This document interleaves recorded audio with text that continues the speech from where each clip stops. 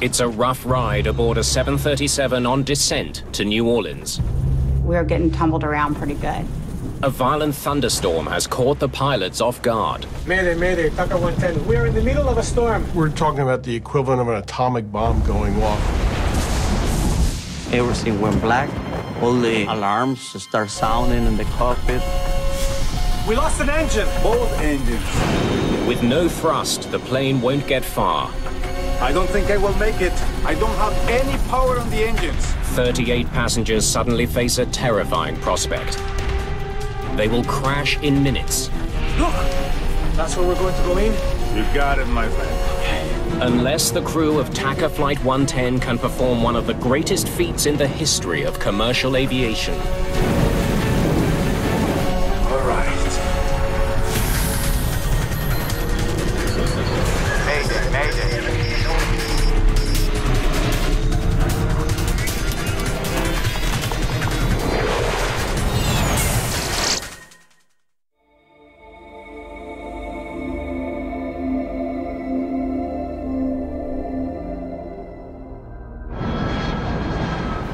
A brand new Boeing 737 is making its way through heavy thunderstorms and hail 30,000 feet above the Gulf of Mexico.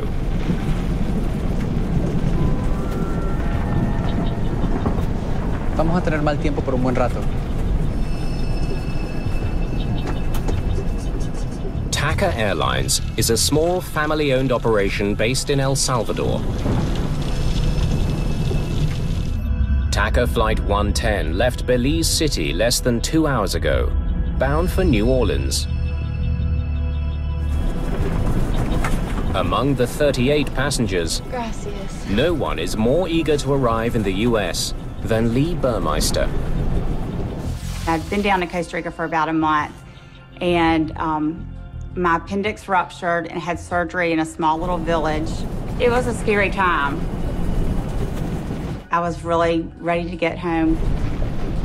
The heavy weather the crew is now coping with is a big change from earlier in the flight. I remember that it was a very sunny day when we left Belize. Everything was going well. Todo iba bien. It was just like that. It was pretty, and then all of a sudden it was the blackest sky I've ever seen in the afternoon. They're flying over the Gulf of Mexico in May. At this time of year, the weather is unpredictable. Violent storms can form in a matter of minutes.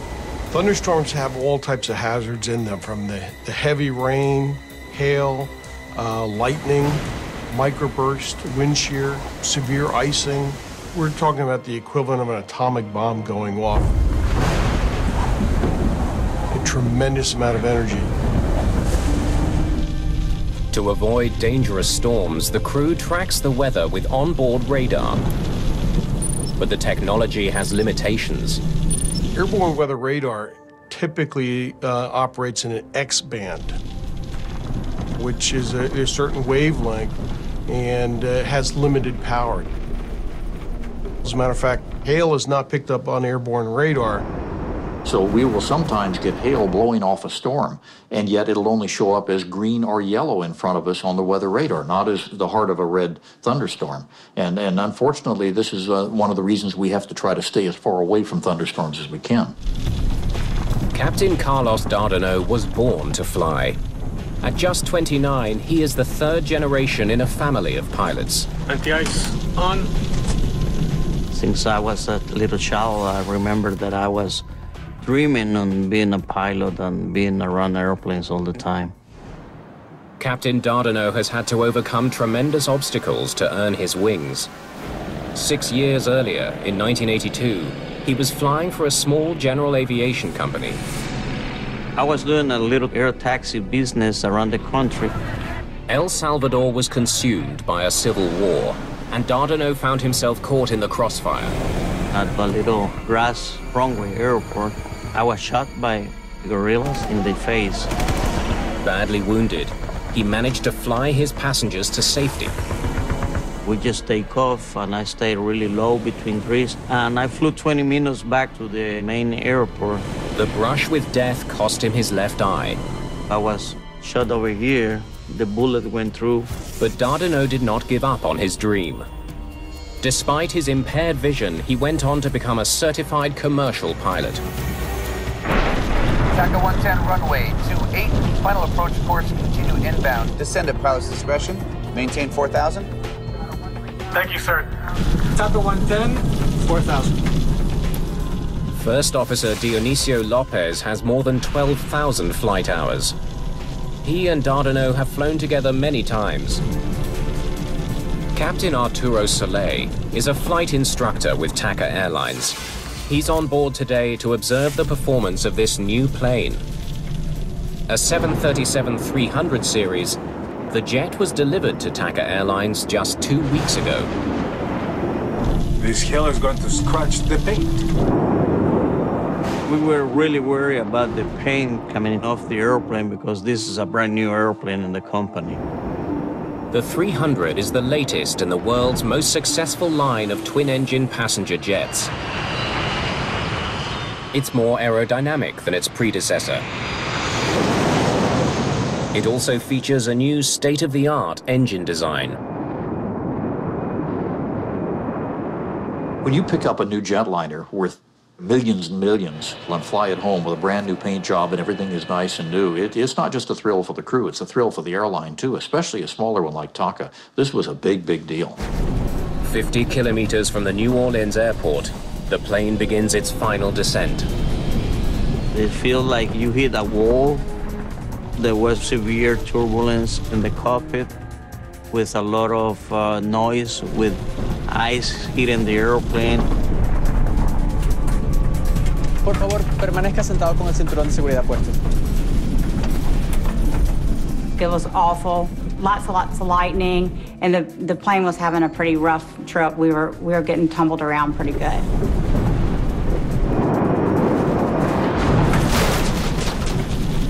As the flight attendants take their seats. Flight attendants, please take your seats.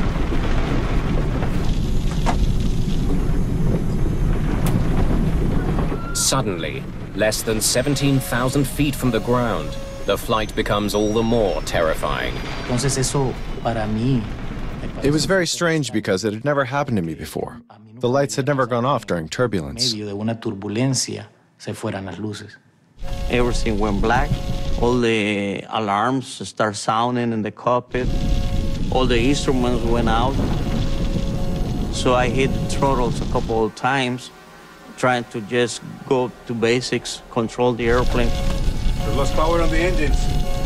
Then I find out that we didn't have any power. I've got nothing. The plane has enough speed to glide, but not for long. It will rapidly lose altitude as it does. No power also means no electricity for all of the onboard systems. In the New Orleans control tower, Flight 110 disappears from radar. TACA 110, approach, say altitude. TACA 110, this is New Orleans approach control. How do you hear? Without power, communication with the plane is now impossible.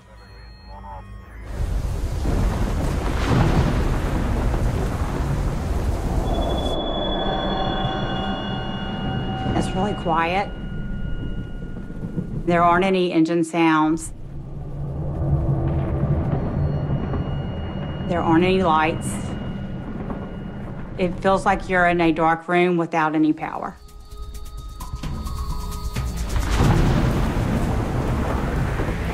In less than a minute, the 737 drops almost 1,000 feet. It continues to fall. We are dropping at 1,500 feet per minute. And without power, there is no way to restart the engines. Well, we knew we didn't have much time to try to find out where to land or what kind of emergency landing we're going to have, or that we're going to have the engine started again. The altimeter and attitude indicator have backup battery power. Nothing else is working. The DFU started.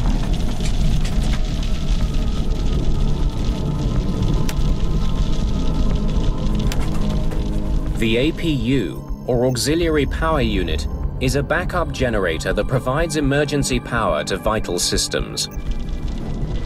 But starting it takes time. And with each passing second, TACA Flight 110 falls closer and closer to the water below.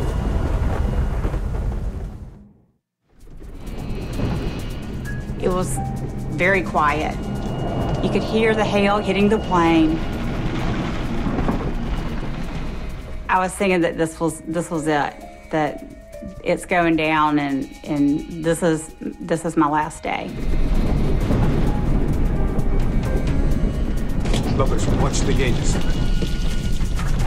Without power to the engines, the state-of-the-art jetliner has become a 43-ton glider. We were wondering if we can get the APU going really fast. You know, you're gliding down in the middle of the thunderstorm, trying to get the power going.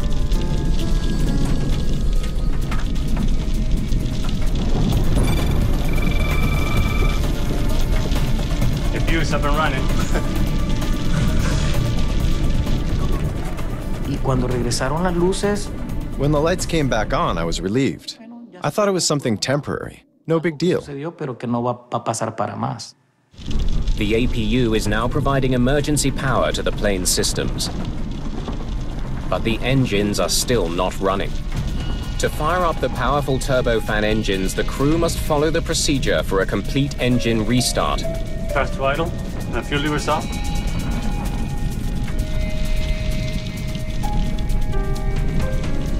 The APU can generate the power to restart the engines, but it takes time. It takes like 30 seconds or so, but it feels like all your life.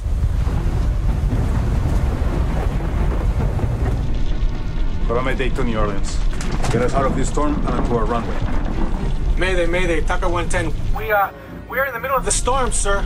We need vectors to the runway now, sir. We lost an engine. Both engines. Both engines, sir. Both engines.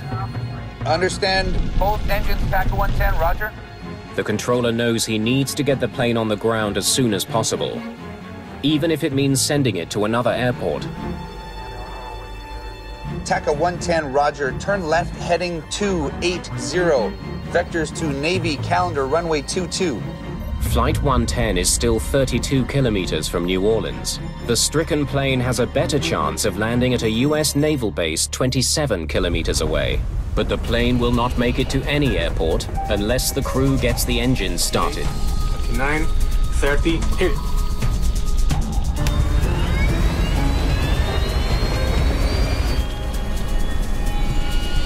Only 5,000 feet from the ground, the left engine ignites. Speed.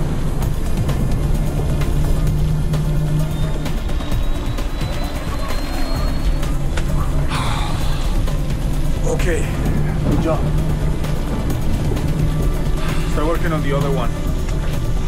The plane can fly with only one engine, but both engines would be safer, especially in bad weather. Request a vector back to New Orleans. Okay, we have one engine back on. Request vectors to New Orleans. TACA 110, Wilco, fly heading 290. Vector around the thunderstorms to your right. Meanwhile, Captain Soleil is taking the steps to fire up the second engine. Here comes the other one, and here comes the other one. Speed. All right. And you got both of them. With both engines back, it appears the crisis is over. Okay, sir, we have both engines back now. We really appreciate what you've done for us. We are going to go down to 310. For the engines to come back on, it really didn't make anybody feel that much better. We are still in a mess. Look, I don't feel any power.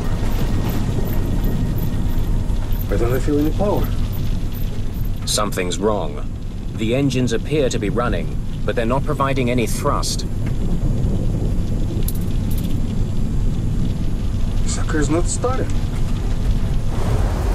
Then the gauges show that the engines are overheating.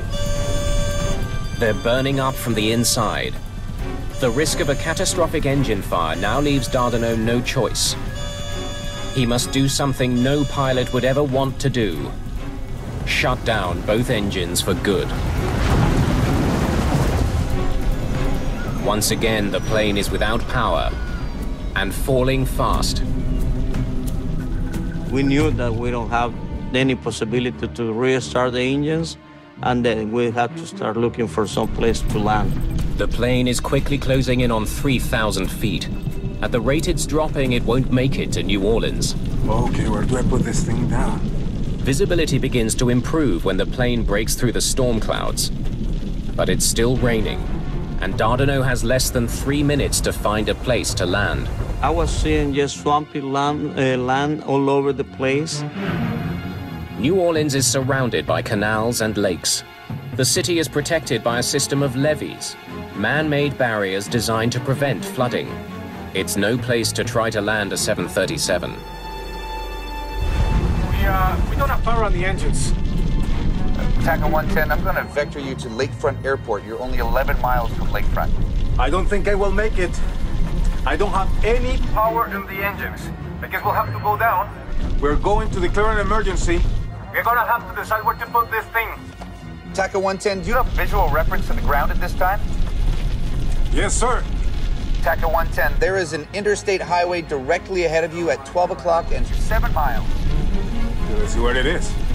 Landing on a highway may be Dardanelle's only option.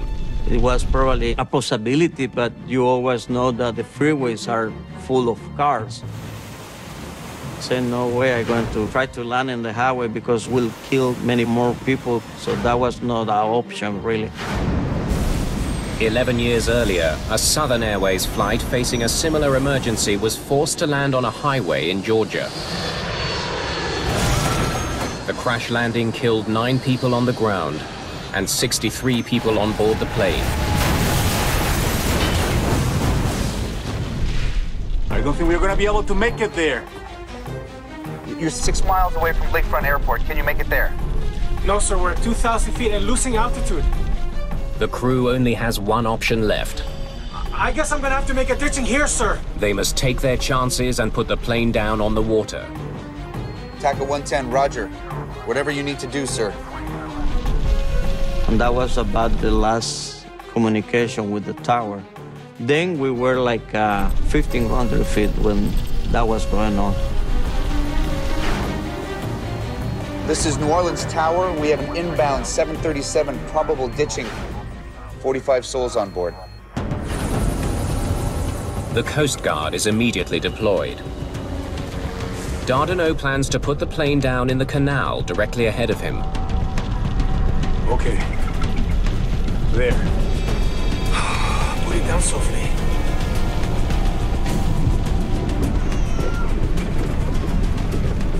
It was kind of the feeling of everyone on the plane that we weren't going to get out of this. It was a doomsday kind of feeling. And this was it. Excuse me, what's going on? Lo siento, pero no tengo más información en este momento. The stewardess's body language, I didn't even have to understand what they were saying. You could just see them in distress. The 737 can only stay in the air for another minute. As Dardanelle looks for a safe stretch of canal to drop the plane in, another option appears. Look at that one over there. And then Lopez saw the levee parallel to the canal that we were making the approach on. Should we put it down on the grass? Yes, boss. The levee is much shorter and narrower than a runway, but it looks safer than the water. That's where we're going to go in? You got it, my friend. They will have to act fast to get there. Prepare the cabin. You don't even have time to think about being scared. So I can't say I was scared. We had to start preparing the cabin. Empezar a trabajar en la cabina. La cabeza entre las rodillas y agarren los tobillos. I had to assume crash position, and it was really difficult for me because I had just had surgery. Are you kidding me? And I had stitches going up the middle of my stomach. Stitches. Operation. Passengers only have seconds to prepare. Los pasajeros se tenían que quitar los zapatos, se tenían que... The passengers had to take off their shoes, their jewelry. They had to put their shoes under the seat in front of them. So we went through the whole emergency checklist. Teníamos que trabajar. Air traffic control can no longer pick up the low-flying 737 on radar. The controller asks other planes to look for it. 6 to Kilo Alpha. If you could check your east just slightly to the south 3 to 4 miles, we lost an aircraft down there, 737. If you could let me know what you see. Roger. Kilo Alpha to 6. I'll see what I can do.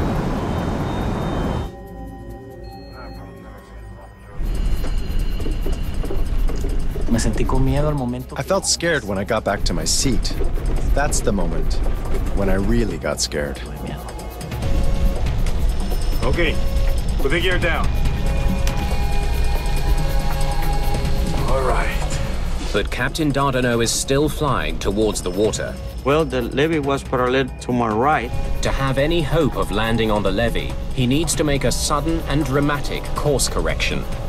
That requires a risky maneuver known as a side slip. So we just had to do a little bit side slip to get into position to make a perfect landing. It's a move meant for small planes and gliders, not a 43-ton Boeing 737. But it's a risk he has to take. Agarrate, papá. I prayed. I was in disbelief that this was happening.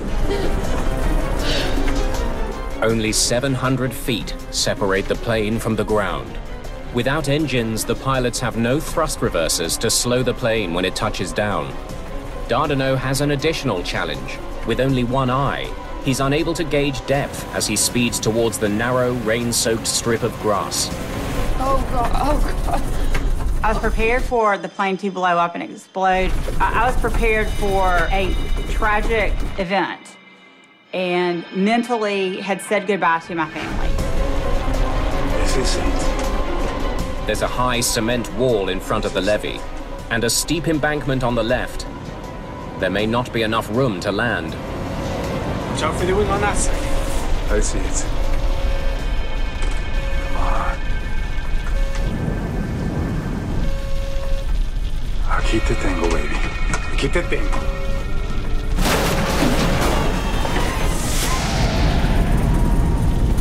We touched down with one wheel and the other one. Was it a hard landing? Yes. If the seatbelt snapped, we would have flown through the plane, for sure. On the soggy grass, the plane is in danger of skidding off the levee into the water. I was trying just to control the airplane, not to hit the brakes and not to lose the airplane at the last minute, you know. The spoilers were out. So we were just thinking, okay, we make it, we make it, we make it.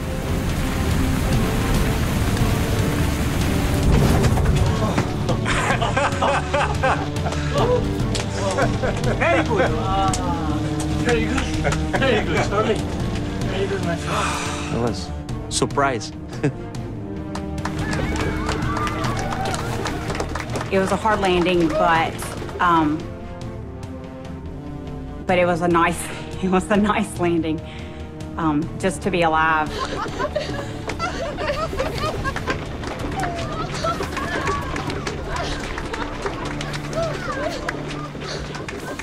El aterrizaje fue espectacular. El avión... The landing was spectacular. The plane landed so smoothly. There wasn't even a bit of turbulence. No hubo ninguna ni media turbulencia. A perfect landing. Perfecto. And that was, I think, the most beautiful landing that I ever made. When I looked out my window, there was no fire. So I immediately opened the door and deployed the slide. Salió el tobogán. Rápido, por la salida más cercana. They told us to get off the plane, that the plane was going to blow up. The New Orleans controller has no idea what has become of TACA Flight 110. Another aircraft relays the news to the tower. Kilo Alpha to 6. Everything looks okay. Looks like you did a pretty good job. They made it. You're not going to believe where they are.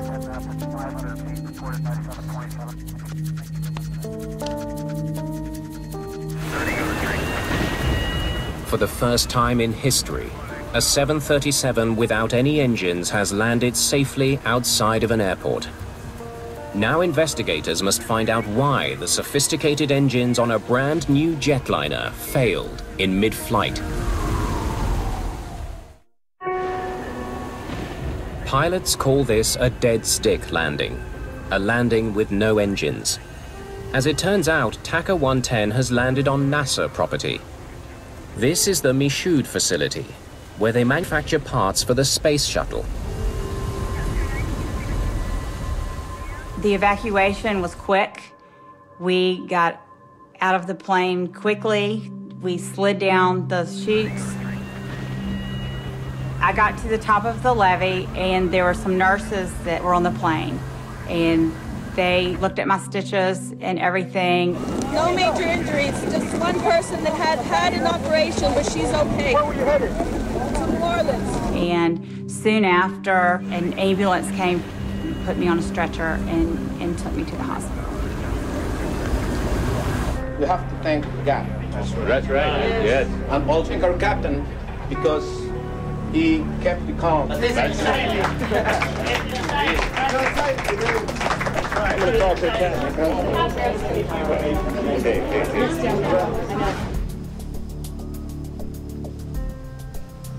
Now that's not something you see every day.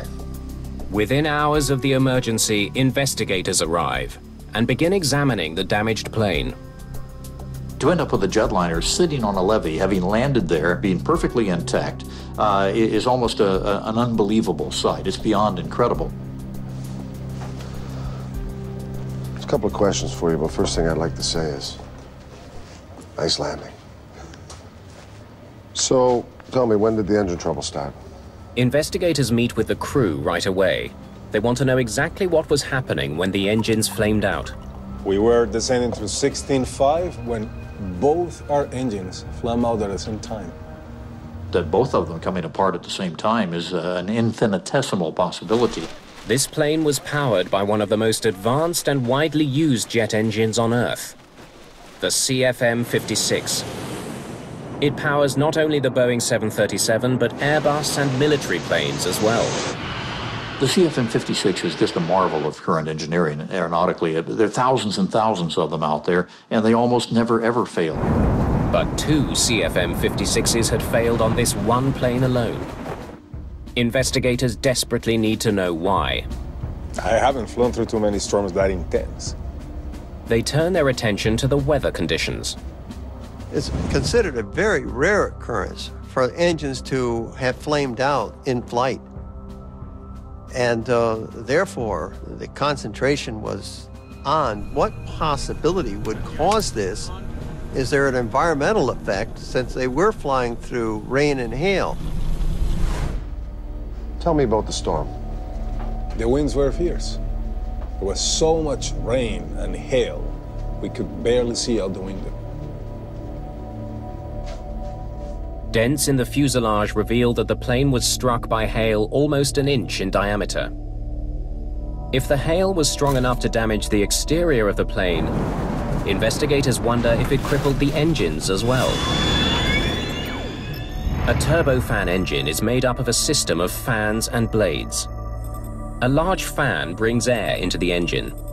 A series of blades compresses the incoming air, which mixes with fuel to ignite, spinning the turbines deep inside the engine. The first thing you look for is to find the parts and then look in the front and the back of the engine to determine if there's damage that might explain something has gone in the engine or something has broken inside the engine. To peer inside the engine, they use a borescope. This is where you put the little TV camera on the end of a scope of some sort. You can look in the internal hot section of the engine and see what they could see. No hail damage to the compressor that I can see. Keep going deeper. Let's see what's at the center. But the turbines deep inside the engine are charred. Look at this. Turbines are almost completely melted. When the engine overheats, if the overheat is allowed to occur long enough, then it will cause melting of the turbine blades. So when did you get the temperature warning? The engines started to overheat right after we started them. And the damage to the turbine, which is the melting of the blades, means that you can no longer produce thrust out of that engine. The charred turbines do not explain why the engine stopped working in the first place.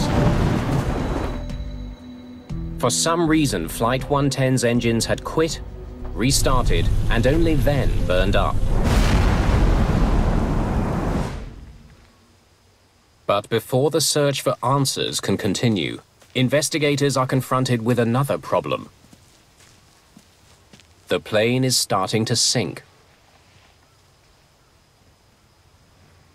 It can't stay here much longer. Maybe NASA has some ideas. The levee was never meant to support 43,000 kilograms. A jetliner has an awful lot of weight on a very small footprint. You leave a plane there for 2 or 3 days, you may have it mired up to its hubcaps. There was barely enough room to land the plane on the levee. Getting the plane off of it could be even more challenging.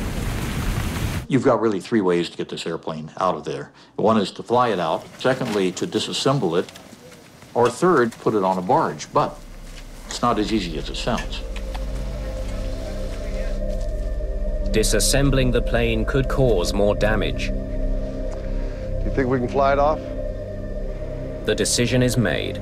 They'll attempt to take off and fly the plane to New Orleans. The very first problem in getting the airplane ready to fly was getting the engines to the point of reliability, which meant they had to replace the right engine. It was just cooked. It was too far gone. Left engine was probably going to need to be overhauled, but they could fly it out with that.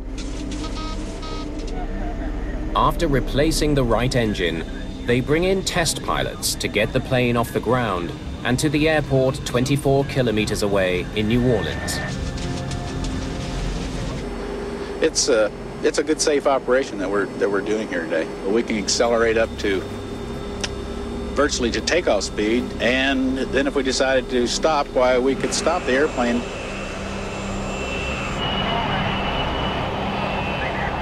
With no passengers and very little fuel to weigh the plane down, it reaches takeoff speed in just 365 meters. The investigation at the emergency landing site comes to a dramatic end. In most scenarios in which an airplane comes down in the wrong place but is still intact, you probably never get it out that way. This just happened to be amazing luck. Hey, guys. Investigators must now try to figure out why the engines failed in mid-flight. If rain caused them to shut down, thousands of other planes are at risk. This was an incredible situation because these engines are just too reliable. Did they go through a thunderstorm? Well, that's not supposed to do it, so what happened? The CFM56 engines are designed to withstand a heavy rainstorm. Most water is diverted away from the core while in flight. Whatever makes it inside should evaporate or drain from the engine.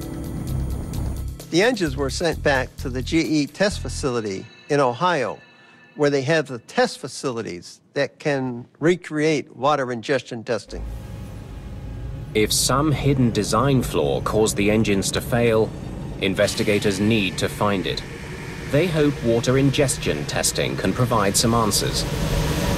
Once they got these engines in the shop and started testing them, the very first thing was to go to the FAA standard, the way FAA had tested them in the past and what had been approved. Okay, let's see what they can handle.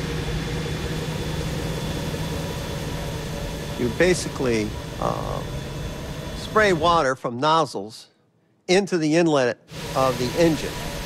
And the amount of water you adjust in percentage to the amount of air to simulate flight conditions. Despite rigorous water testing, the engine does not flame out. Like we thought, wasn't the rain. Nothing went wrong. The engine continued to run. So obviously something else had happened. So they needed to examine this in much more detail. Was there something more severe about the weather? We lost an engine. Both engines. Both engines, sir. Investigators study all available data on the storm that somehow brought down TACA Flight 110. That was more than a thunderstorm, it was a hailstorm. In the case of the TACA, we had basically a frontal system to the north, some very strong winds in the vertical producing several hail events. And in the southern latitudes, you don't typically see too many hailstorms. So it was abnormal. The engines are designed to ingest water, but investigators are unsure if hail acts differently from water inside the engine. They never thought about hail getting into the core. Hail is only created in a thunderstorm. It basically starts as a raindrop. It goes up above the freezing level, freezes, becomes a piece of ice. Then as it gets heavier, drops back down below the freezing level, coats another layer of water around it, and gets back into the updraft again, brought to higher altitudes, and refreezes. So hail is multiple layers of ice that forms on a particle. Investigators learned that the engines were designed to withstand the impact from hailstones of a certain size. The FAA standards called for a mixture of hail sizes of 1-inch and 2-inch diameter balls. Some of the hail TACA 110 encountered was smaller than that. Those smaller pieces of hail could make their way through the fan and compressor blades, accumulating deep inside the engine, where they would melt. Hail was considered to not be a factor in the center core, but if it had been, what would it look like? Investigators calculate the amount of hail that could have entered the engine core. They then estimate the volume of water the melting ice would have produced. That's substantially more water. Investigators want to know if this excess water overwhelmed the engines and caused the failure. Okay, let's try more water and see what happens. They perform another water ingestion test, this time adding even more water to account for the hail inside the engines. So if they used enough water to emulate that, maybe they could make it fail. Well, they tried using a high speed on the engine, and still it wouldn't fail.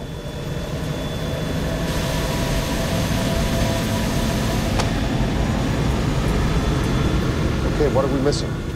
Or whether there's something unique about the engine operation itself that might have contributed to the engine losing power. Engine performance figures from the flight data recorder give investigators a new lead. Just before the flame-out, engine power was down to 35%. TACA 110 runway 28, final approach course, continue inbound, descend at pilot discretion, maintain 4,000. Thank you, sir.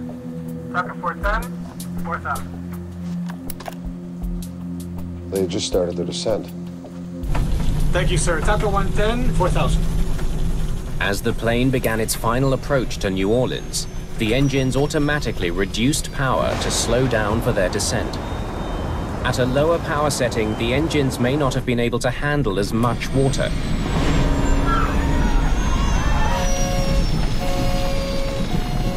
We've been testing everything in accordance with the normal FAA methodologies at high speed on the engines, but these guys were indecent to New Orleans. They repeat the test, this time with less power to the engines. So we want to see what happens when we add the same amount of water, but with the engines powered down to 35%, okay?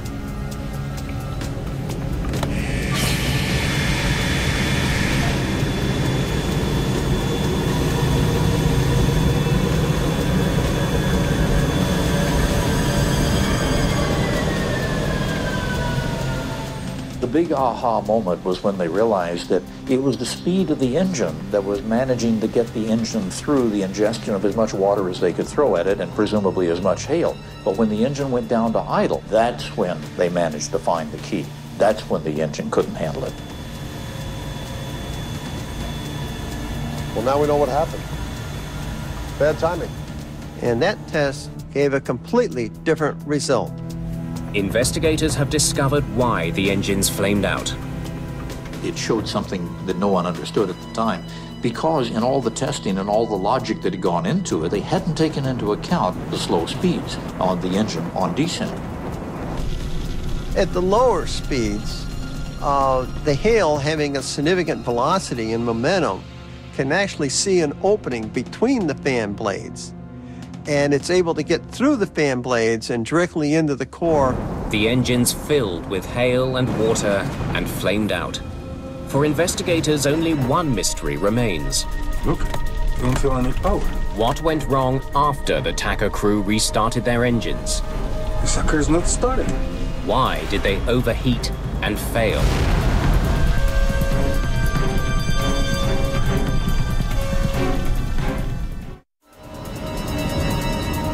When the engines on the 737 flamed out, the crew knew they had to act fast. We've lost power on the engines. To have any hope of restoring engine power, they first needed to get the APU running. Get the APU started. Since the engines were no longer spinning, they had stopped ingesting air and water, but a successful restart was far from guaranteed. If you do not have all the proper conditions, you can get what's called a hot start, which means that you have too much fuel for the amount of air going into it, and the flame will now migrate into the turbine, where it could overheat it. After studying the engine data from the flight recorder, investigators conclude that the overheating and ultimate failure of the engines was in fact due to a hot start. Mayday, mayday, TACA 110. We lost an engine. Both engines. Both engines, sir. Both engines. With his engines flooded with fuel and no time to properly drain them, Dardanot hit the ignition switch. If it didn't get all the timing correctly, then this is what's going to happen. You're going to get a hot start. I can't be critical of a pilot in that condition. That aircraft is coming down. Rain and hail from an intense storm crippled a modern passenger jet and nearly led to disaster. Investigators must find a way to make sure it never happens again. One of the beauties of aviation and aviation safety is when we find there's a problem, everybody works together to solve it. And in this case, the problem indicated a need for an engine change, not a complete design overhaul, but just a few tweaks. But that was done almost immediately, much to the credit of everybody involved. The shape of the engine nose cone and the spacing of the fan blades are modified in order to better deflect hail away from the core. Also, additional bleed doors are added to drain more water from the engine. That sort of thing hasn't happened again, and there are thousands and thousands of these engines flying every day for hours and hours and hours. Within a year of the incident, 737-300s around the world are retrofitted with the upgrades. The plane involved in the daring landing is back in service within a month. Look at that one over there. That's where we're going to go in. You got it, my friend. The crew's actions on Flight 110 are legendary in the aviation world. The decision-making at the very end, when they were going to put it in the canal and saw an opportunity to put it on dry ground and did so, that was superlative. It was the decision-making. Investigators credit the calm nerves and determination of Captain Dardanot. Watch out for the wing on that side. I see it. For avoiding what could have been a fatal disaster.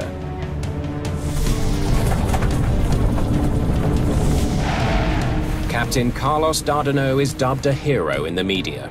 Passengers that day were overjoyed. Dardanot and his crew kept the calm.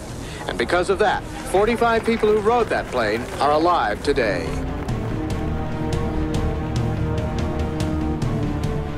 Today, the Dardanot family tradition continues. Carlos's son and daughter have followed in their father's footsteps, both becoming pilots. At the beginning, I was mad when I was shot. I lost part of my vision, and then I had this accident that everything went well. And 20 years later, I have a career, and have a good life, and life is for a reason is for life.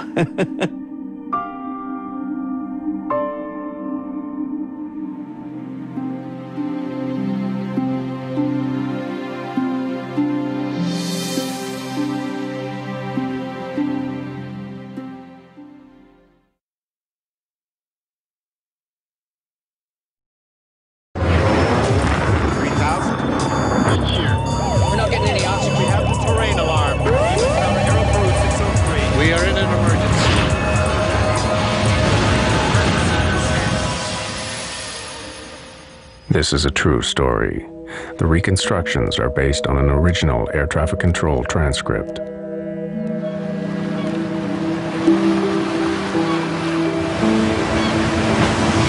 1998, off Canada's east coast, a modern passenger jet, run by one of the world's best airlines, catches fire at 33,000 feet.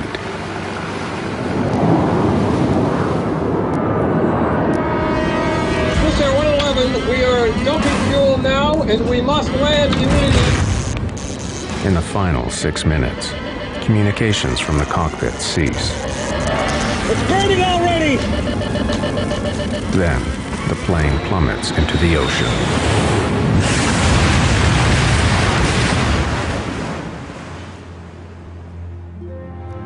"229 people are dead. What caused the fire is a mystery." Many of the vessels reported to the Canadian Navy vessels standing by on scene that they were finding bodies and making repeated requests for more body bags and get the bodies that were... Now, after one of the largest investigations in aviation history, the complete story behind the loss of Swissair Flight 111 can finally be told. It's a wake-up call for the entire airline industry to ensure that what happened aboard Swissair would never happen again.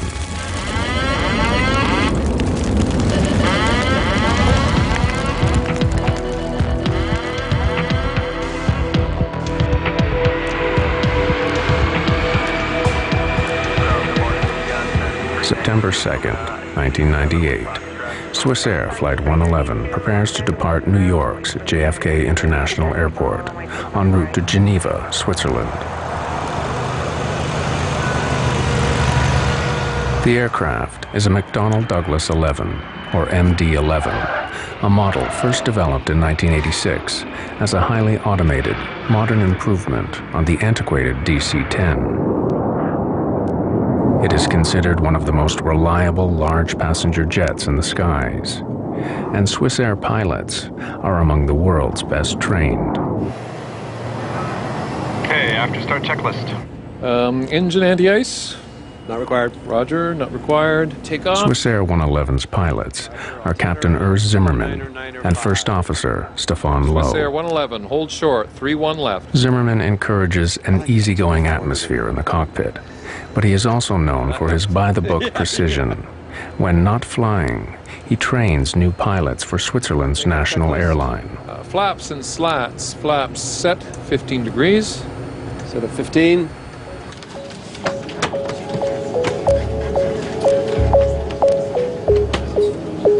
On board are 215 passengers, 12 crew, and the 2 pilots.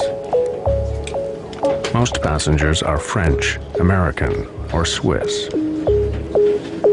Among them is 23-year-old Stephanie Shaw, on her way home to her parents in Geneva. Stephanie was blessed in many ways. She was physically very attractive.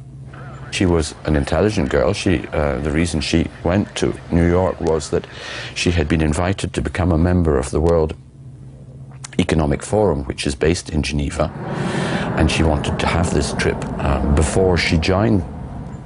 She was a darling, an absolute darling.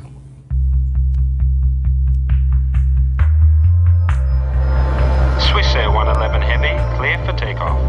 Cleared for takeoff. Roger, Swissair 111. In the spirit of safety, the Swissair pilots push the throttles forward together, ensuring that no single pilot can botch a takeoff. VR, V2. Swissair Flight 111 lifts off the runway and makes her way northeast toward the open Atlantic. For the first 15 minutes after takeoff, there is no communication from Swissair 111. It is an unusual, small detail that would later baffle investigators.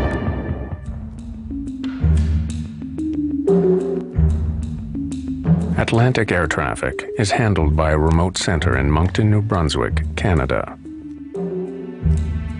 Almost half an hour after takeoff, Captain Zimmerman makes his first communication with Moncton. Moncton Center, Swiss Air 111 Heavy. Good evening, level 330. Swiss Air 111 Heavy, Moncton Center, good evening. Reports of occasional light turbulence at all levels. Moncton, Swiss Air. It is a perfectly normal beginning to a transatlantic crossing.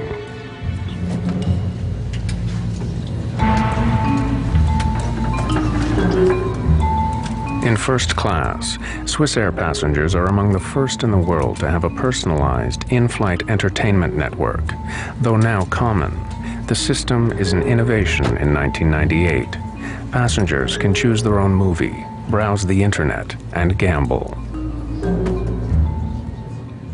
They evaluated the market and they thought that introducing a modern in-flight entertainment system combined with a gambling system so that passengers actually can use their credit card and gamble during long-range flights would make them more attractive. This luxury would be the source of controversy to come.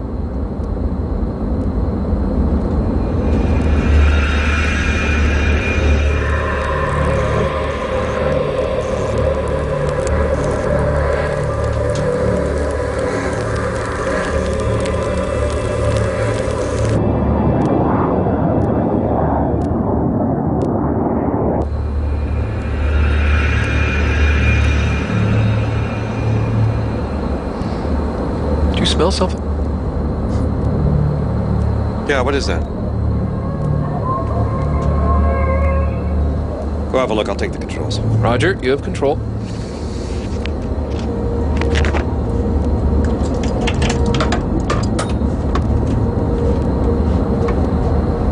First Officer Lowe investigates the area near the air conditioner vent.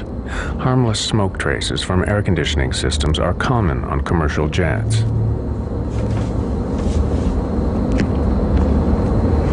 Don't see anything, Urs. And there's nothing up there now.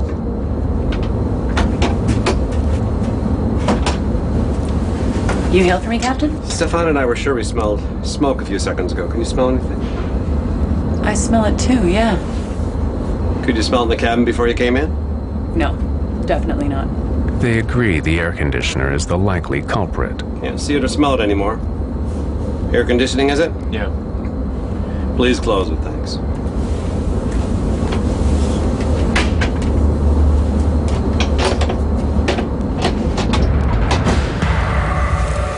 Behind the sealed panel, the pilots cannot see that the problem is getting worse.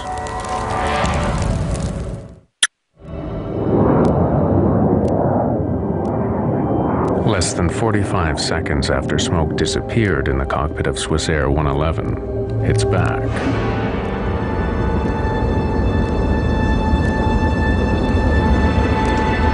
Zimmerman follows Swiss Air procedure.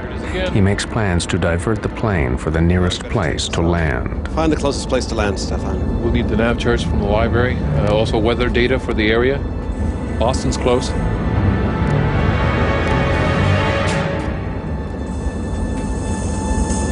It's not doing well at all up there.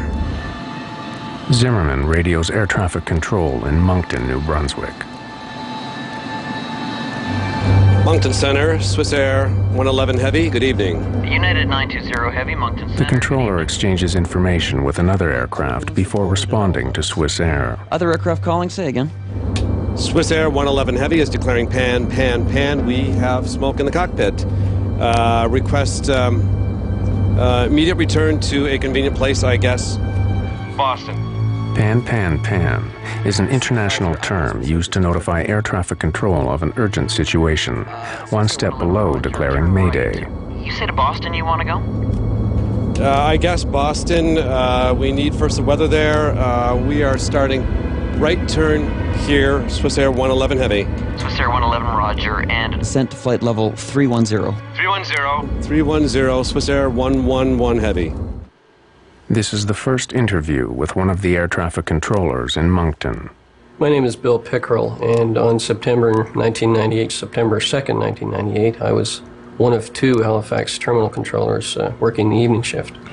The pan in any kind of a special condition is usually dealt with as an emergency, and this in fact was dealt with that way.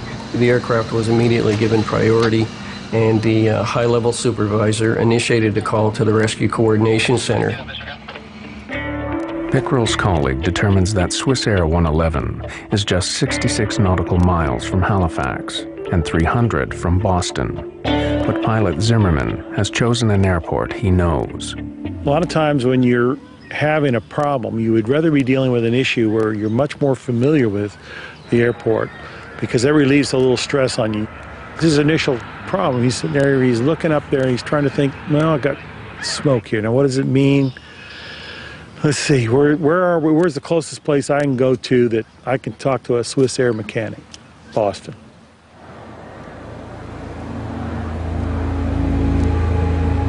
Swissair 111 Center. Swissair 111 Heavy, go ahead.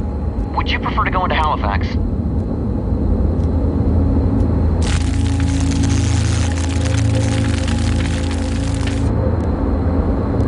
Or we better put the mask on. Stand by.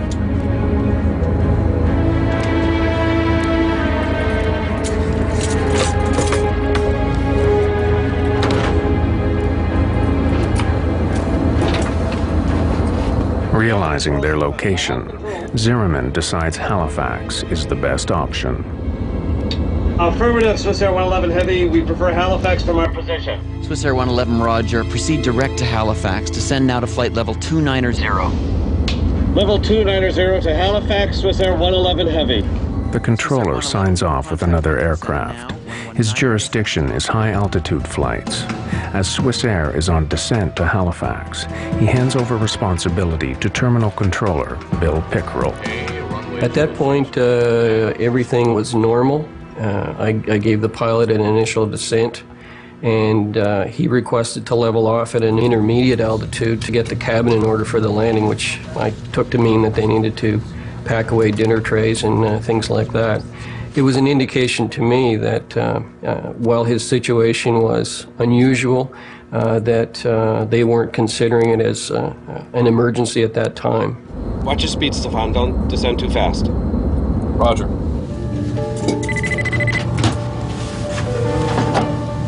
Yes, Captain. We have smoke in the cockpit here. Have the cabin crew prepare for landing. We'll be setting down in Halifax in about 20 minutes. I'm about to start the checklist here. Yes, Captain Zimmerman. Zimmerman has 2 checklists for smoke in the cockpit. To complete both will take 20 minutes. This is Swissair company policy. In the meantime, Lowe continues the descent into Halifax.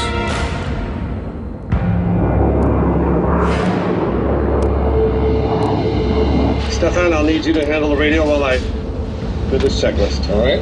119.2 for the Swissair 111 Heavy. Roger. Swissair 111 is now at about 25,000 feet. Pickrell advises them to descend to 3,000. But First Officer Lowe says he'd rather fly at 8,000 until the passenger cabin is cleared. His decision to remain high underscores the sense of control in the cockpit. 2979. From my point of view, it gave all initial appearances that it should be a fairly straightforward operation, that assuming that everything happened normally, the aircraft would require a minimum of handling to lead them into Halifax. Swissair 111, you can descend to 3, level off at an intermediate altitude if you wish, just advise. But Pickrell is concerned the plane is not coming down fast enough. It appeared that the aircraft might have been a little bit high, and I wanted to ensure that the pilots were aware of how far they were from the airport, how many miles they had to fly, so that they could judge their own descent and make their decision about what they wanted to do. Roger. At the time, we descend to 8,000 feet, and we are clear at any time to 3,000 feet. I keep you advised. Okay, can I vector you to set up for runway 06 at Halifax? Roger, vector for 6 will be fine. Swissair 111 Heavy. Swissair 111, Roger, turn left heading of 030. Left heading 030 for the Swissair 111 Heavy.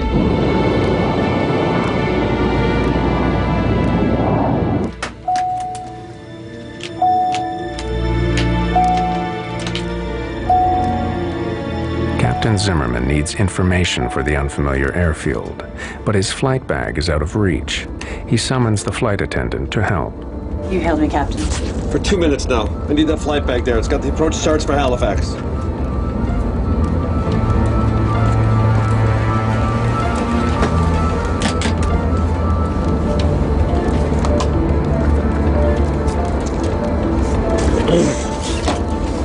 Okay, get back to your crew. Yes, Captain.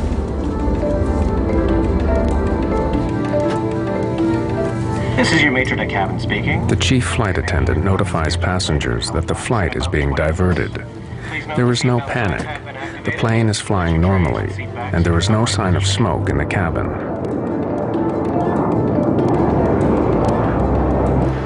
Swiss Air 111, the localizer frequency is 109.9. You've got 30 miles to fly to the threshold. We're going to need more than 30 miles. But still, at more than 20,000 feet, Swiss Air 111 is too high to make a landing in 30 miles. The frequency is a 109.9 for the localizer. Okay, Roger, 109.9, and we are turning left, heading north, Swiss Air 111 Heavy. And we've got to dump fuel. Agreed. So far, communications from Swiss Air have been calm. Still, Moncton Center initiates emergency efforts at Halifax Airport.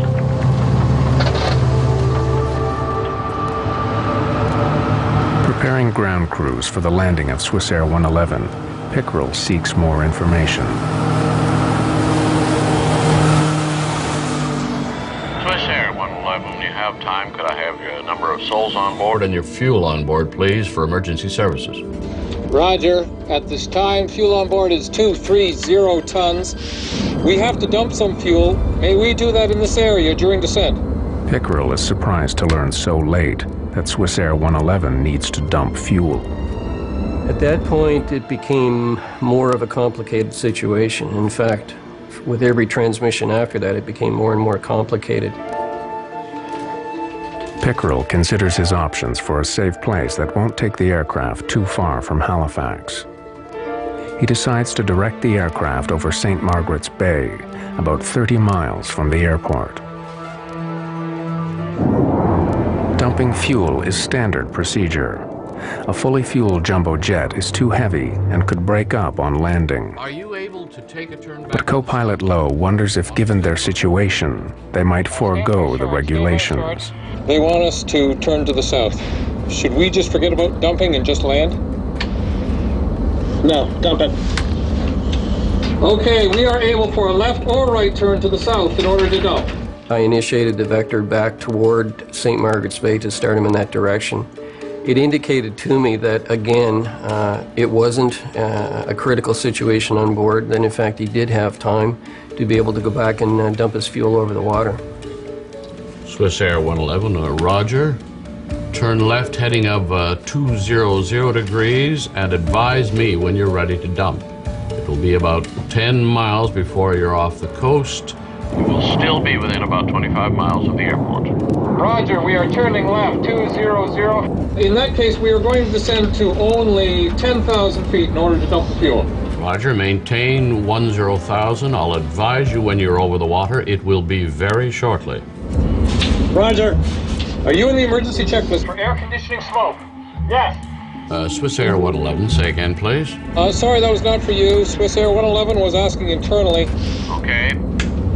Airspeed is decreasing below 306. Level off speed here. Just fly the plane as you see fit, Stefan. Swiss Air 111, continue left heading 180. You'll be off the coast in about 15 miles. Left heading 180, Roger. Swiss Air 111 and maintaining at 10,000 feet. Roger. Cabin bus off. Cabin bus off, Roger. The cabin bus switch knocks out all the lighting in the cabin. It is an indication for the passengers that something is wrong, but hardly alarming. Ladies and gentlemen, we have temporarily lost the lights in the cabin.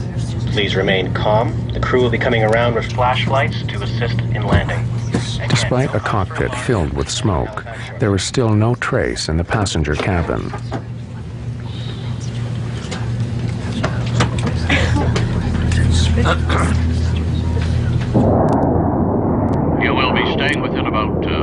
35, 40 miles of the airport if you have to get back to the airport in a hurry. Okay, that's fine with us. Please tell us when we can start to dump the fuel. Suddenly, the MD-11 sends out a warning that the smoke is a sign of a more serious problem. Autopilot disconnect. Copy that. Autopilot disconnect. Swiss Air 111. The fire has now reached the plane's autopilot, and this is just the beginning.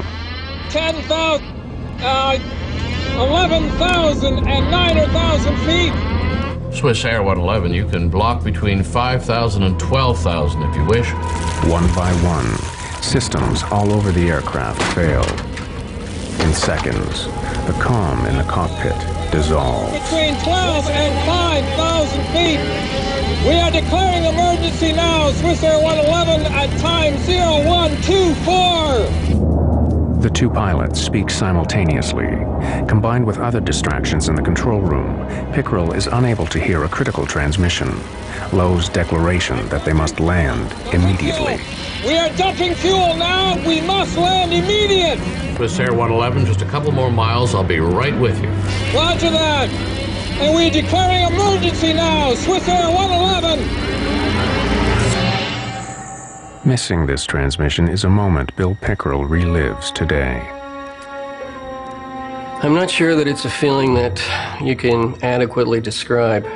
I recall reviewing the events of that night 1,000 times to determine if there was something additionally that I could have done, or if there was some mistake that I might have made, or was there any way that I contributed to this. And eventually I was able to come to the point of realization that there wasn't anything that I could have done, that everything that could have was done.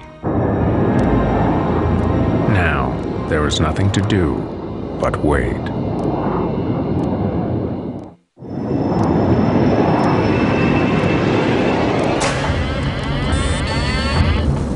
I'm just flying and nothing else. 30 seconds after declaring emergency, the pilots of Swiss Air 111 face an inferno. All my screens are down. I'm flying on standby instruments, maintaining 300. Swiss Air 111, you are cleared to commence your fuel dump on that track, and advise me when your dump is complete.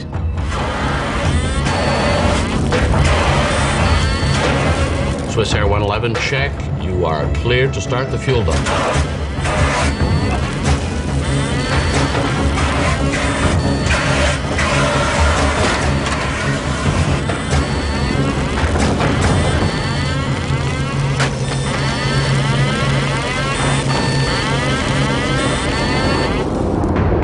There is no further communication from the aircraft.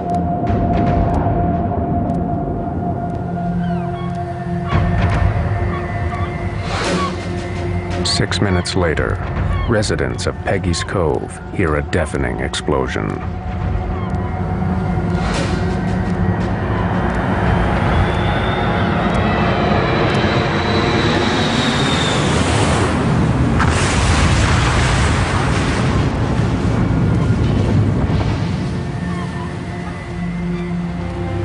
No one knows what happened to 229 people after 360 seconds of silence.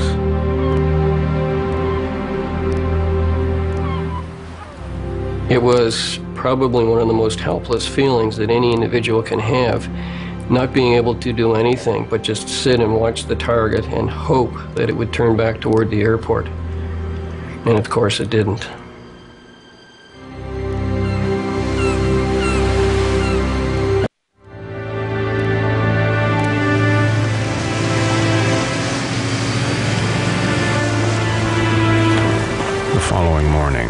Would-be rescuers glimpsed the terrible remains of Swiss Air 111. Only one human body is discovered intact.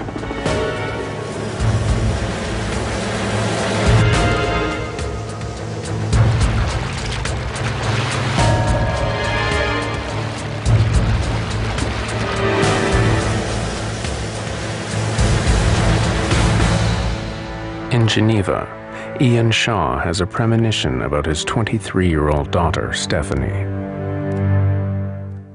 That night, the night on which she was due to return, for reasons I can't explain even now, I was restless and I was disturbed, and I slept early.